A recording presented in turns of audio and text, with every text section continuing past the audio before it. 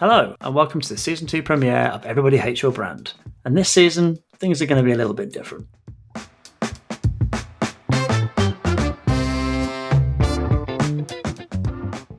So, Season 2 premiere. Why Season 2, I can hear you all ask. Hopefully.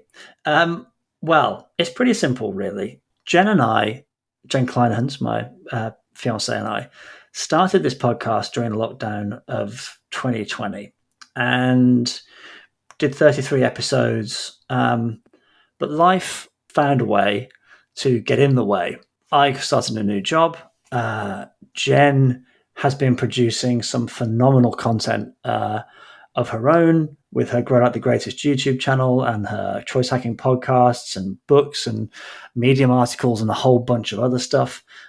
We bought a house, which, if I remember rightly from one of my previous strategies working on a financial institution, is the third most stressful thing you can do behind death of a loved one and divorce. And frankly, something had to give. And very sadly, the thing that gave was the Everybody Hates Your Brand podcast. But things have started to settle down. We've been in the house for 3 months now. The job's starting to sort of settle down, finding my feet there. And I figured, well, let's bring it back. It's a lot of fun to do. Jen is still up to her eyeballs in everything else and recently left her full-time job to try and build something on her own through her YouTube channels and a Medium and a podcast and consulting and a whole bunch of other stuff. And I'm extraordinarily proud of her for doing so. So you probably won't hear Jen as much as you used to. I'm hoping she'll still contribute every now and again. I might even interview her at some point. But we're going to try and make it still as much fun, get some really great guests on, keep it educational but fun and interesting. If you have any ideas on things you'd like to hear, please let me know. I'm available on Twitter and a bunch of other places, which I'll put in the podcast notes. I have some ideas of things I want to try, and I also have some guests already lined up that I think you're going to find, I hope, really interesting. So, Season 2 premiere, we're going to crack on. We're going to do some great things, hopefully, and I really hope you'll come along for the ride. So, without further ado, let's get started.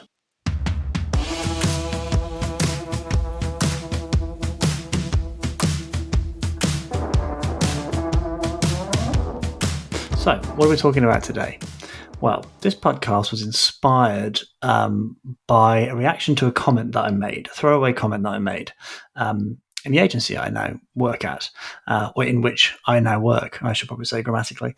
I made this comment that most marketing leads at clients spend very little time actually marketing because of other responsibilities. And my former boss was in there, and it caused some surprise on her part, and it got me wondering that if somebody as experienced and as talented as her didn't know that, then what else don't agencies understand about clients, and how would that affect their perceptions?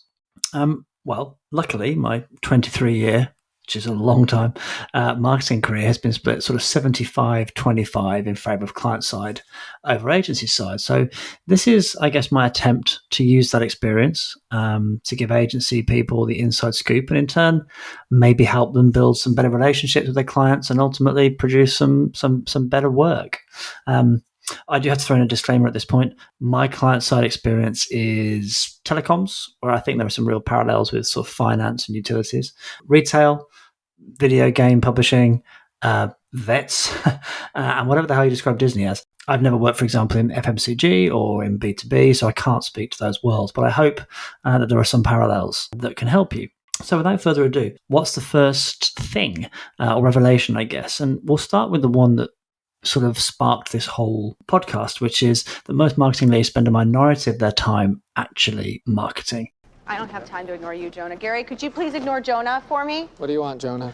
I think agency people don't necessarily understand the time sinks that can take you away from actually being a marketer on the client side, especially if you're a marketing lead. And I've pulled them into three main areas: into developing your team, managing upwards, and budgeting and forecasting. So let's dig into the first of those, which is developing your team. As a head of marketing at a UK retailer, I had 7 direct reports covering brand, CRM, loyalty, insight, social, operations, and the design studio. And all told, that's about 30 to 40 people. Also is an enormous amount of time spent in one-to-ones, coordinating the team, feeding down from the C-suite about this week's latest panic, whether real or imagined, that we need to react to, dealing with grievances, all that kind of stuff. And even if you delegate hard, you can't escape that. And you shouldn't. Developing, supporting, and helping your team should be your main priority.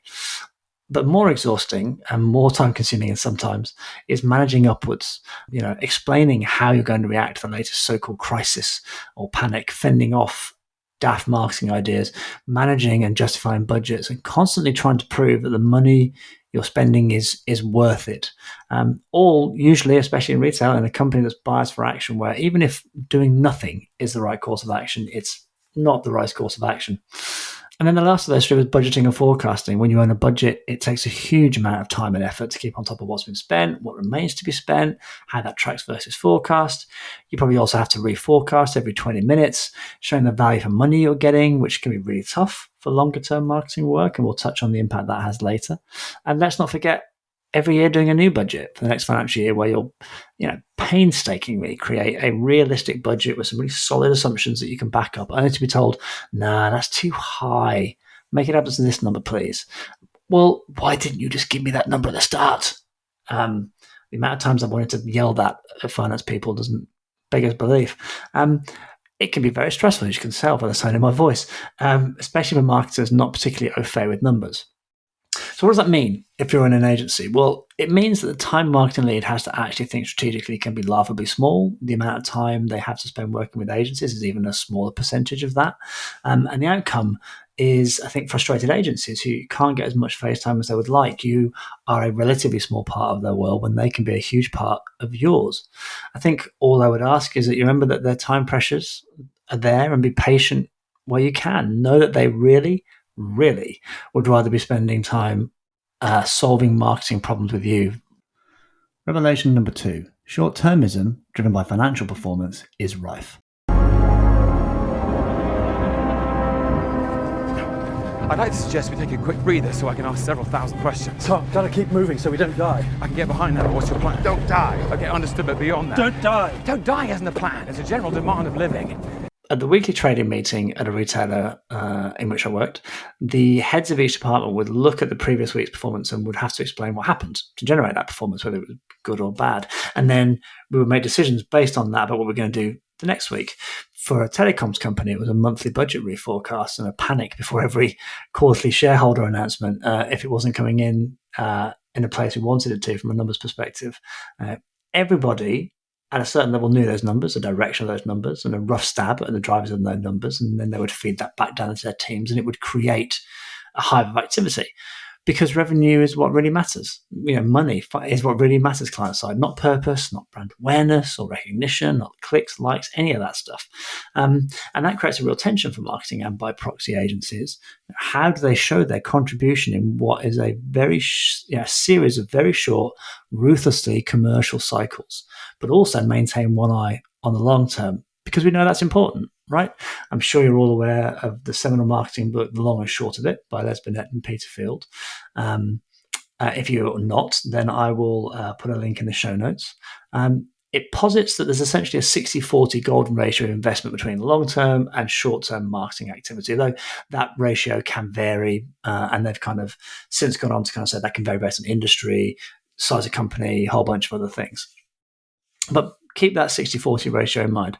The long term is largely about creating future demand through brand building that creates mental availability for the brand. And mental availability, as per Professor Byron Sharp, is the ability to recall or bring a brand to mind within a particular buying situation. The short term is about harvesting current demand through sales activation, conversion-focused tactics, just trying to get people over the line to buy the thing that you want. And what happens is, because of the short-term cycle that we've talked about, a lot of companies get sucked into having the ratio completely out of whack. I once calculated that ratio for the retailer that I worked at, and it was a startling 13 to 87. And I would wager we were not alone. It's a function of and reinforces that sort of fixation with the short term, with a need for a quick return on investment, with a need for sort of easy measurement, which is hard to do with long-term marketing. Marketers know it's ultimately damaging because you're just consistently chasing an ROI and short-term numbers. But convincing an organization run on those kind of short cycles is another ball game. What does that mean for agency partners? Well, I genuinely believe agency partners can really help in this battle of the two planning horizons. A few ideas.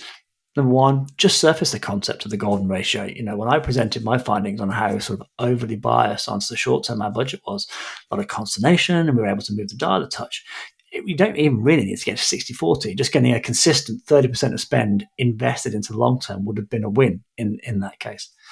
Number two, use your expert authority status. Agencies can have way more authority than the client's marketing teams in some cases. You're not seen every day. You have the ability to talk with authority about concepts a lot of clients don't understand or don't know about. You have reference points and case studies you can bring to bear, outside industries, different viewpoints, and that can all help bring heft to the message.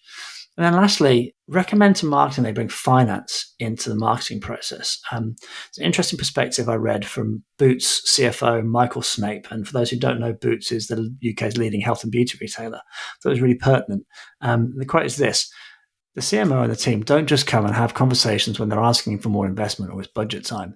They actually spend a huge amount of time with me and the other members of the exec team to really explain what they want to achieve and why. There's a real push to get buy-in. You see and feel their excitement. They really want you to get it. So those are just a few ideas that you can use to help break this not break the short-term cycle, but certainly put it into perspective against long-term. Revelation number 3, or thing number 3. Clients will be customer first unless the numbers aren't where they want them to be. Must have been his life savings. Holy shit, that's it. Okay, it's not about taking $1 million from a billionaire. It's about taking that last piece of cookie from a man who has nothing else. I wouldn't say nothing. I mean, It's about taking our player's last dollar. No last penny, no last fraction of a penny. Micro transactions. Wait, nano transactions. No one's safe, no matter how poor they are. That is why I do this. Every company I have worked for has had within its stated value something about putting customer first, whether that's termed as like customer first or passion for customers or a customer-centric approach. They all posit the same thing, that the customer should come first in relation to what a brand chooses to do or not do. And yet 9 times out of 10, it's bollocks, especially when a business is in a difficult financial situation, because temptation arises if they can maybe generate a bit of incremental revenue for something that's not customer-centric, but will meet financial expectations, which then obviously, the shareholders or owners or whoever it might be are looking for. I've seen some stuff. I've seen £1 added to the line rental of older mobile tariffs just to hit a quarterly revenue number. I've seen a business try and nudge credit card customers who are paying off their debts to stop doing it because it makes the company less money. I've seen unwanted extras added to like a highly sought after scarce product to rack up extra margin. And all those businesses had a customer-centric value in there somewhere. I mentioned earlier that real customer, a truly customer-centric company is not just about what a brand chooses to do, but it's also what they don't do. And in reality, that's a key point. Bill Bernbach, who's one of the founders of global advertising agency DDB, is quoted to have said, "More and more, I have come to the conclusion that a principle isn't a principle until it costs you money." That's profound on a Spider-Man with great power comes great responsibility level, as far as I'm concerned. It's a rule to live your life by as well as your business by. Can you truly say that you're customer-centric if you push away until you push away a short-term sort of pot of gold because it's not the right thing to do for your customers? What does that mean for agency partners? Well, if a client wants to do something, you can't really stop them, but you can at least try and hold them to the standards they set. That credit card example actually happened to me whilst agency side, and fair play to the leadership of that financial institution. They told us that if we ever saw anything coming through that wasn't customer-centric, to let them know. And I read this brief and it said, customers who are rotating a balance and who have started to pay that down are exhibiting negative behavior. So it actually couched the idea of paying down debt in a negative way, which is absurd and abhorrent, I would suggest. So we fed back. I said, no, this doesn't seem right. And to their credit, and to this person's credit, they said, "You're absolutely right. That is not right. We're not going to do it." And they didn't. And absolute fair play to them. So it can work out. And there is some imperative from the agency, I think, to keep the client on the righteous path.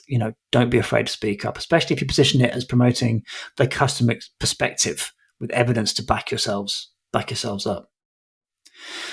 And thing number 4, client-side marketers know what the right thing to do is, but feel constantly thwarted in their efforts to deliver that. The Queen does demand your urgent presence on pain of death. Oh, damn. The path of my life is strewn with cowpats from the devil's own satanic herd. I'm hoping that client-side marketers listening to this will empathize with this, but most marketers know the problems they've got, why they exist, and why that probably won't change in the near future. They know those problems are maybe a function of legacy technology that no one wants to sign off replacing because it will cost a fortune and cause major disruption. Or maybe it's because of product silos within the business that make customer-centric thinking almost impossible. Quick example of that, I remember working again with a financial institution, and the team responsible for the personal loan product, when a person paid off their personal loan, they wanted to use that as a trigger for some communication, say, hey, you should take out a new personal loan. Well, that's not the logical next step at a customer level, is it? If you've just finished paying one off, they're not going to want to take out a new one. Actually, maybe thinking about it from perspective of you now have some disposable income. Why don't we say a savings account, for example, or an investment account might have been the way forward, but those product silos prevented that. Or it's because their data's terrible, incomplete, inaccurate, split over 1 million databases or refreshed, really infrequently. Or the KPIs for customer-facing operations like call centers and retail stores don't create the right behaviors from a sort of customer perspective. Maybe a call center is compensated for the speed of a call rather than the quality of that call, the outcome of that call. Or their budgets just got slashed by a CFO who thinks marketing is nothing more than a cost center. What does that mean for agency partners? Well, as a client, there is nothing more annoying than an agency having not taken the time to sort of understand those factors and the commercial imperatives in play, swanning in and saying, well, obviously you should just do blah, blah, blah, darling. Yeah, we know. We'd love to, but that's not reality. The key lesson here is to know your client's business and industry. When the Agency Management Institute asked chief marketing officers and business owners and directors of marketing what they wanted from their agencies, that was the number one response: industry knowledge. So take the time to learn the constraints, the objectives, and the politics that your client is working under. Make sure that your suggested strategies and plans and tactics fit and work in that landscape.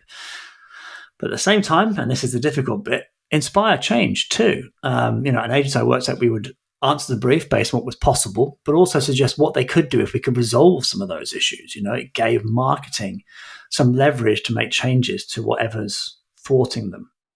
So what's the bottom line here? Well, unless you've really worked client side, you can never know what pressures and difficulties they face if you're working in an agency. But I hope this has been a useful window into why sometimes clients act like they do. The short version is this: take the time to understand how they make money, the industry dynamics, their constraints, their frustrations, hopes and motivations, and the dynamics of their internal workings of the company. I think if you can crack those, you'll prove to be a hugely valuable ally for them in their fight to kind of push the marketing agenda and deliver work that ultimately you can all be proud of and makes a load of money for the company, because ultimately, regardless of what anyone else says, that's what we're here for. Well, it's certainly been fun to get back podcasting, although weird to have been without my usual partner in crime. I hope having just the one voice was okay for those of you used to two. On the next episode, I've got the privilege of talking to a very special guest about the somewhat choppy waters of digital advertising, privacy and identity. So make sure to tune into that one. And I'll just leave you with this. As my mother always says, take great care and be vigilant.